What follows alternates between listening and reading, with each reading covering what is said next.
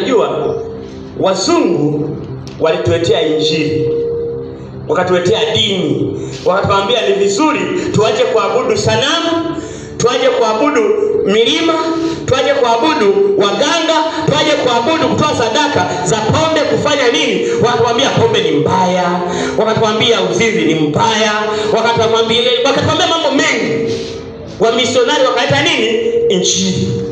Lakini wao wakasema saa hii wanasema kwenda kanisani ni kupoteza nini? Muda. Wanataka kusali online, wanataka kusali kwenye TV, wanataka kufanya nini? Wao wanatuletea injili na wao hawataki tena injili. Ila wao uliyepewa injili ndiye ambaye Mungu anataka uvae usika wakati huu. Ulimwengu wote wapelekea injili. Aliyekuletea wewe ni wakati wako kumpelekea injili. Kwa nini tusiwapelekea hata wazungu injili wanaoikataa injili na wakati wao ndio walioileta?